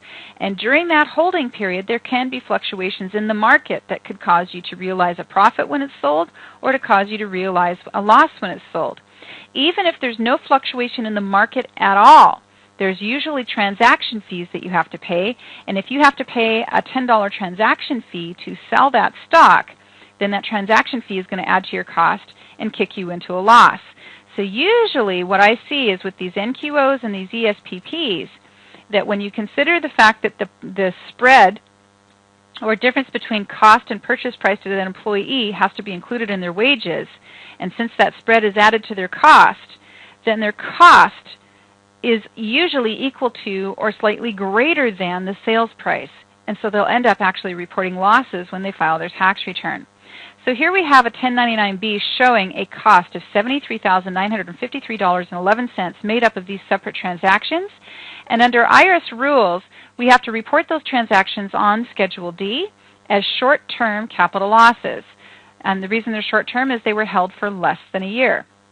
And actually the rule for this particular form on Part 1 is 1 year or less. So if you hold them for a few hours or a few days, you definitely have short term. We're matching up each of these sales transactions quantity-wise with what we're seeing on the 1099-B. And then we're entering the sales price to match up with what we see on the 1099-B. So the total short-term sales price amounts should be an exact match to the sales price amounts shown on the 1099-B. or higher. You don't ever want them to be lower, because if they're lower, your client will get a letter. It is possible for them to be higher. For example, perhaps your client has short-term sales that are reported on a 1099-B, but they also have other short-term sales that are not reported on a 1099-B. Well, then you would have a situation where the number in Box 3 of Schedule D could be higher than the amount shown on the 1099-Bs, but it should never be less. The next part is to go and look up the cost. Well, the cost basis to tech employee on each of these stocks is the amount that he paid plus the amount included in his income as wages. So ultimately, the cost that we show here for this employee balances out to the cost that we're showing here. So here's the cost in the $9.99. Here's the cost in the $12.75. So that $29,970 for 999 shares, that's the amount we're going to enter.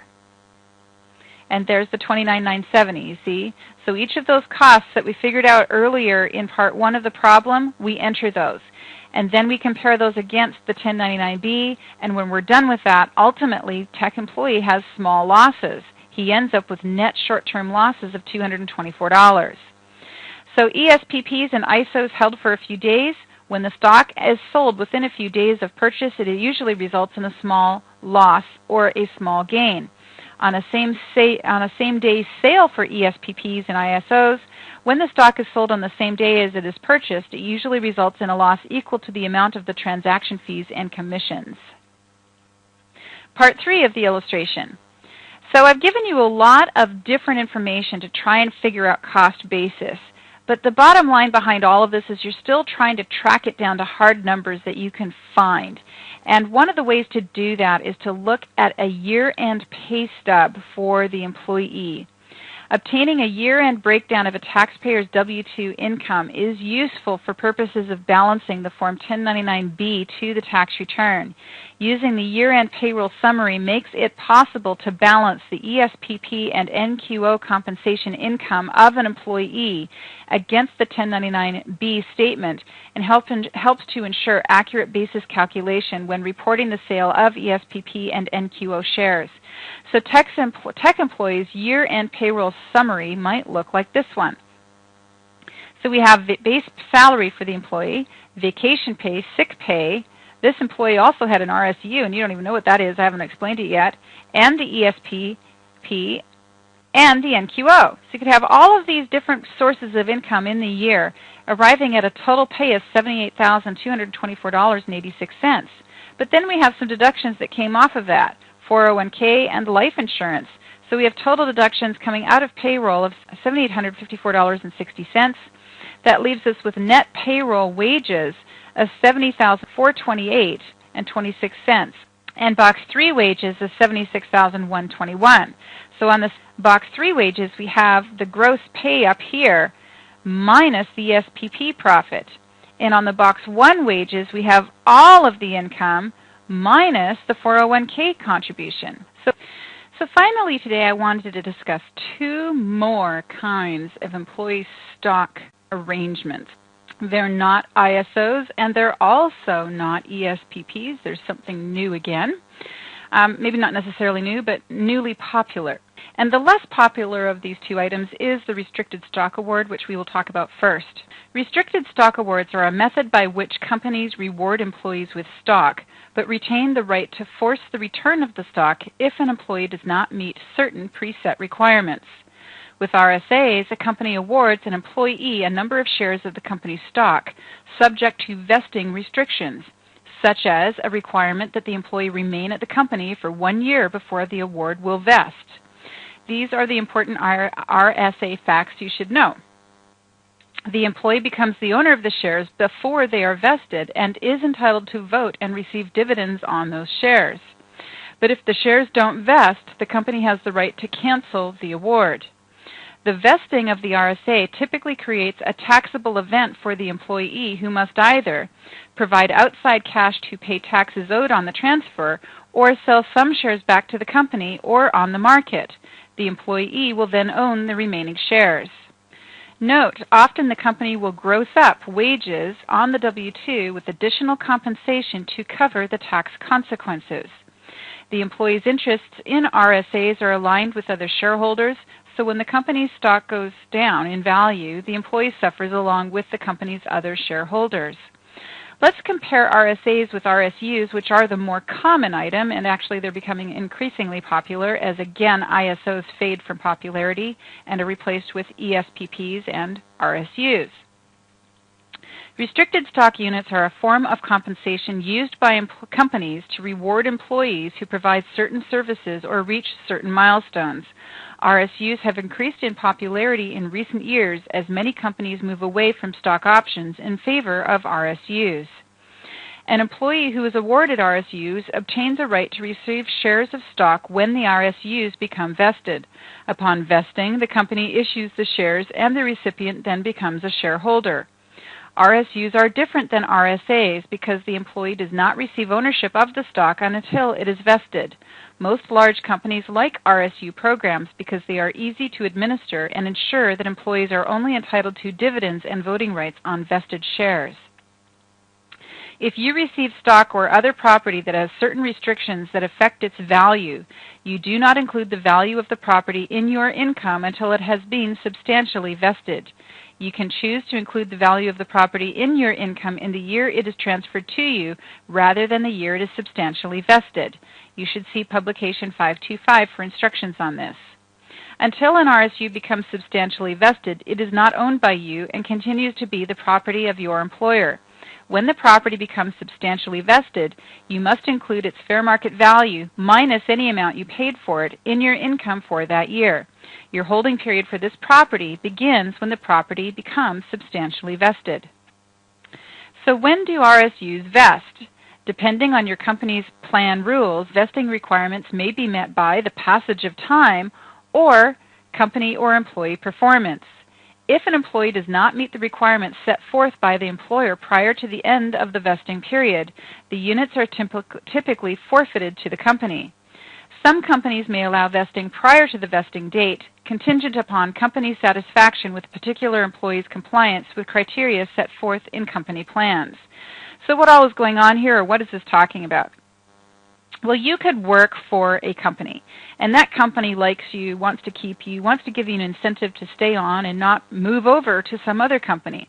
So they say, if you stick with us long enough, we're going to give you 1,000 shares in our company. And so you're going, well, if I stick with them for a full year, I'm going to get 1,000 shares. So that's an incentive to stay on. And so if the employee does stay on, then the day will come where the fulfillment of that requirement is made, and the company will then vest the stock to that employee. Now, what happens when the RSUs do vest to that employee? Well, once RSUs are vested, an employee's rights to vested stock units become non-forfeitable. At vesting, the employee will receive actual payment according to the distribution schedule under the company's plan. In some cases, an employee may elect to defer distribution. If an employee does not elect to defer distribution, then the distribution date and the vesting date are the same. Tax payments are due at vesting. So once RSU shares have been vested, an employee may be required to pay statutory minimum taxes. If distribution of shares is deferred, an employee may defer some of the statutory taxes until distribution does occur. So how are taxes on restricted stock units paid? Depending on the plan rules for each company, there are usually two options which can be used to pay withholding taxes due to IRS at the time the shares are vested. There is the net shares vested, which in my experience is pretty much all I ever see, but there is also a pay cash option, which I've never had a client take advantage of. But let's talk about net shares first. An employee who elects to net shares will sell enough shares to the employer or have the employer withhold to pay the tax withholding obligations. The employee retains the number of shares vested less the number of shares withheld for tax purposes. Under the pay cash method, an employee who elects to pay cash to satisfy tax withholding obligations must provide cash to the employer on the day of vesting. The money is used by the employer to pay the required payroll and withholding taxes. So here is a net shares example. Ralph had 100 RSU shares vested to him by his employer on April 1st. The market price of the stock on that day was $60, and his combined income tax and payroll tax withholding rate was 40%. Ralph's employer will include the following income on his W-2. 100 shares times $60 is $6,000, but then Ralph's employer will sell 40 shares to pay the withholding taxes that Ralph owes on all of the RSUs. So 40 times $60 is $2,400 of shares are sold off. At the end of the year, Ralph will get a W-2 that shows the following amounts. Box 1 wages that have been increased by $6,000 and withholding taxes that have been paid by $2,400. Ralph now owns the remaining 60 shares, and his cost in his remaining shares is $60 a share, or $3,600 for all 60 shares. So in essence, he started with 100, but to not have to pay taxes on the 100 shares, 40 of those shares were sold off, and the money from those 40 shares, in fact, paid the taxes he owed on all 100 shares. So in the end, he's paid $2,400 of tax, and he has 60 shares left to show for it. And here is the pay cash, but far less common example. Sydney had 100 RSUs vested to her by her employer on June 1, 2010. The market price of the stock on that day was $40, and the combined income tax and payroll tax withholdings rate is 40%. The total amount of the vesting is $4,000, or 100 shares times $40 a share, and the total withholding tax owed is therefore $1,600. That's 40% of $4,000. Sydney decides to give her employer $1,600 to pay the withholding tax on the RSU vesting. That way she'll own all 100 shares rather than only the remaining shares left if her employer sold some to pay the tax instead. Sydney's employer will transfer all 100 shares to Sydney and issue a year-end W-2 which shows the following amounts.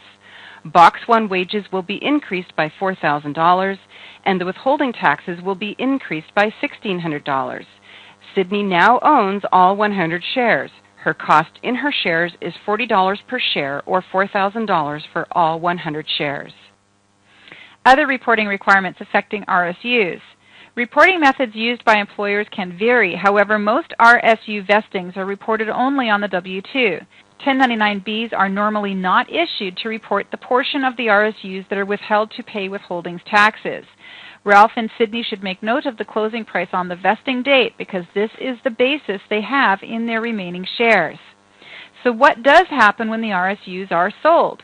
Well, once they are fully vested, the holding period and capital gain rules for RSUs are the same as they are for any other kind of stock. Short-term and long-term capital gain and loss rules apply depending on how long the shares are held and whether they are sold at a gain or loss. And here is our second password of the day. This password is password number 2, not associated with the test, and the password is NATIONAL, N-A-T-I-O-N-A-L. And here is the classwork assignment for the day. There are no tax forms to fill out today. Really, basis of assets is all about figuring numbers, but not about filling out forms. You fill out forms when you sell stuff, but just when you purchase property or acquire property, there's no form filling. So your classwork assignment today is going to be to calculate cost basis, wage income, and capital gain for each of the following sales. And we essentially have a qualifying ISO sale and a non-qualifying ISO sale. We want you to go through and figure out what the cost basis is in these situations. In the first one, Seska is granted 200 shares of Nystrom stock options at $50 per share on 7/13 of 08. She purchased the option on 1/10 of 09 when they were trading for $60 a share. She sells the options on 8/23 of 2010 for $65 a share. So your job is to take that information and figure out what is Seska's basis in her shares, how much will she report as wage income, and how much income will she report as capital gain income. Classwork assignment 1B, the non-qualifying ISO sale. Kim is granted 100 Voyager Inc. shares on 7/13 of 2008 for $40 a share. He exercises the shares on 1/20 of 2009 when they are trading for $45 a share. He then sells them on 4/23 of 10 for $70 a share. Now we have the same three questions. What is Kim's basis in his shares? How much will he report as wage income? And how much will he report as capital gain income? So at this point, please push pause on video playback. complete classwork assignment number 1. And when you are finished figuring cost basis answers for Seska and Kim, please resume video playback for a review of classwork number 1. So I have up in front of you now the classwork answer key for classwork 1A, and I've just got it open on the screen right next to the questions themselves. So how do we go about figuring this transaction for Seska? She gets 200 Nystrom stock option shares at $50 a share, and the date is 7/13 of 08. She purchased the option on 1/10 of 09, and then she sells on 8/23 of 10. So 8/23 of 10 is more than a year after the date that she purchases, and it is more than 2 years after the grant date. So we know she has a qualifying ISO sale. So what's next? Well, we know that because she has a qualifying ISO sale, there's no wage income to report at all. So her capital gain is essentially going to be the difference between what she pays and what she sells for it. And in this case, we have 200 Nystrom shares times $50. That gives us a cost of $10,000. $50 a share times 200 shares gives us a cost of $10,000. So how much will she report as wage income? Well, the answer is nothing, because this is a qualifying ISO sale. Nothing gets reported as wage income. And what is her capital gain? Well, she sells for $65 a share. She sells 200 shares. 200 times $65 is $13,000. So she sells for 13. She paid 10. That gives her a capital gain to report of $3,000. Moving on to classwork 1B. Kim is granted 100 Voyager shares on 7/13 of 08 for $40 a share. He exercises on 1/20 of 09 for $45 a share, and then he sells on 4/23 of 10 for $70 a share. He owns the stock for more than a year, but his holding period does not extend more than 2 years after the grant date, so this is a non-qualifying sale. If you look, 4/23 of 10 is not more than 2 years after this date. It is less than 2 years after this date. So essentially, he has a non-qualifying sale, and because he has a non-qualifying sale, he's going to have a gross up in his wages. The gross up in his wages is going to be the difference between what he pays and what the shares are worth on the day he purchases. If he purchases 100 shares for $40 a share, when they're really worth $45 a share, he has a spread of $5 a share. 5 times 100 is $500. And that $500 is the amount that's going to be added to his wage income. And what is his cost basis in the shares? Well, that's going to make his cost basis $45 a share. There's the $500 that was grossed up into his income, plus the $4,000 he paid for the shares. So what is his basis in his shares? Well, that's going to be $4,500. And what will he report as capital gain income? Well, he's going to have 70 times 100 shares, or $7,000, minus $4,500 is going to give you his gain. So we have his cost basis is $4,500. The amount included in his W-2 is $500, and his profit on the sale is going to be $7,000 sales price minus his cost basis of $4,500. So the correct answer to number 6 is $2,500. Let's take a look next at classwork assignment number 2. And number 2 is a variety of different problems we've asked you to figure your way through and select the correct answer. John Zeller is an employee of First Tech Corp. Inc. And during the year, he exercised his right to buy 200 shares of non-qualified stock options in Tech Corp for $48 per share. The stock had a fair market value of $82 a share at that time. Assuming John's annual salary is $80,000 for the year, calculate the total amount of income Tech Corp. Inc. should report as wages on John's W-2. Well, I'm going to help you figure problem number 1, and then I'm going to leave you on your own to do the rest of classwork assignment number 2. So again, what we're looking at is it had a fair market value of 82. He's exercising, though, for only $48 a share, so we're going to go 82 minus 48, which gives us $34 a share. How many shares? 200. The amount, therefore, to add to his W-2 is going to be $6,800. If his salary is $80,000 for the year, you would be looking to see that he has a W-2 at the end of the year showing $86,800 of wages paid. And here is that calculation. We got the fair market value on the issue date, the exercise price he paid, the difference is 34. You multiply that by the number of shares, and you get $6,800. You add that to his base salary, and you get net wages that you should be looking for in his W-2 of $86,800. So for classwork 2, problem number 2, we've got another scenario. This one involves Mary, who inherited AT&T shares from her mother, Martha. Go ahead and read through the remaining problems that are a part of classwork assignment 2, and then complete those classwork assignments. So please push pause at this point, complete classwork number 2, and when you are finished completing classwork number 2, please resume video playback and I will review the classwork 2 answer key with you. So at this point, you should have taken some time to muddle through this second part of classwork number 2. It's asking you to really think about the information that I gave you in today's lecture. So let's take a look at what happens with classwork assignment number 2. Mary inherits 2,500 shares of AT&T stock from her mother, Martha. And we give you information on when Martha bought the stock, how much she paid for it. That's not relevant when it comes to an inheritance. What we care about with an inheritance is what it was trading for on the date of death. So if we scroll through the course manual, we come to the AT&T trade price on the date of Martha's death. We had a high price of $26 a share and a low price of $25.91 a share. Now, where did we get this information? Because this is actual hardcore information about what AT&T traded for back on 4/1 of 2010. Well, let's go to the internet and find it. So I went to the AT&T website, and I just did a search engine for AT&T shareholder services, and I arrived on this site. And then what I look for is basically information on stock, and here we have historical quotes, so I clicked on that. Then I scroll down the screen and I come to price lookup, select a date. So this is where I entered 2010. We went with April 1st and click submit. And when we do that, we get this exact same information, high 26.21, low of 25.91. So that's where we got the information that we inserted in the manual. And anytime you want to find cost in stock or the value of stock on a particular day, you can either go to bigcharts.com or you can go to the shareholder website for that particular company. So let's see what all of this means. What is going to be the cost basis in the stock that Mary has inherited from her mother? Well, it's a very simple calculation, actually, and here is the answer.